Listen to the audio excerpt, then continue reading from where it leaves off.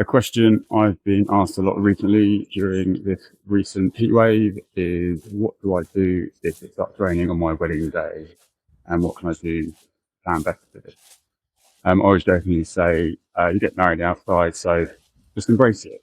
But what can you do to embrace it if it starts to rain on your wedding day? Well, here are my top 5 tips. So first of all, what can you do to avoid the wet stuff?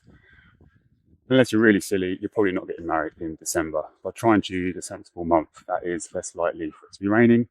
Statistically speaking, it's more likely to be raining in May than it is October. We like to do our site visits sort of in the winter time. One, because we're not as busy, and two, it gives us an opportunity to see the venue at its worst, to be honest with you. So if it's been raining for the last few days, weeks, so you could potentially have your heart set on getting married in a specific area of the venue, but we've turned up.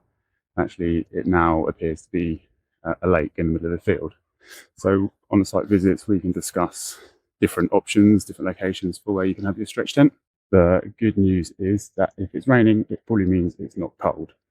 But what we can do is drop a back or a side if it is driving in rain to stop your guests getting wet, but this will encroach on your floor space. So if you've got 50, 60 guests and a small stretch tent, dropping a back is going to impact on the amount of floor space you have.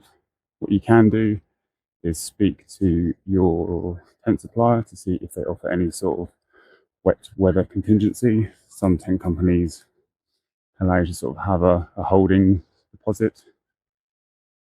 So for instance, if you booked a medium and you said you're worried about the rain, you reserve a large stretch tent, they'll probably charge you a percentage of the large if you were to use it or not. So speak to your tent supplier to see if they offer any sort of wet weather contingency. If it looks like it's going to rain, I would recommend hiring in clear umbrellas for your guests to use during the day. These are great for a few reasons.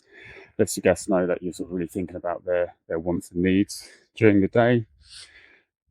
By hiring clear umbrellas, it sort of helps not block guests' views of general weddingness or the ceremony. And it also looks great in photos. It has a nice consistency, a continuity, if you will, throughout the photos. Everyone having nice clear umbrellas. And do you really want a big black Callaway golf umbrella in the middle of all your wedding photos? You might be a golf fan. On the subject of photographers, speak to a photographer. Have they got any experience of specifically outdoor weddings, or even more specific, taking photos of an outdoor wedding when it's raining? Recently, some really lovely photos of a bride's wedding when it's raining, and they've sort of incorporated the rain droplets and puddles and splashes. And yeah, so speak to your photographer to see if they've got any experience with outdoor rainy weddings. Let your guests know that it is an outdoor wedding. Make sure they're fully aware of that. Tell them that the weather's looking a bit rubbish and that high heels is probably not an appropriate form of footwear. And maybe go one foot further. Tell all your guests to wear wellies. Give them crack out their favourite pair of Hunter's wellies. Nothing says rural country wedding than 100 plus people on the dance floor in Wellington boots.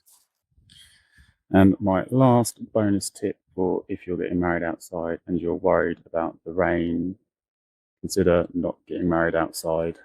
This is England after all, it rains all the time. Actually, if you're going to get that stressed about it, get married inside, get married in a hotel. You'll have enough to worry about than the weather. Perhaps choose a venue that sort of has a barn/field to try and sort of tick 2 boxes, but save yourself the stress. So if you've got any questions about what to do if it's going to rain, let me know. I love talking tents.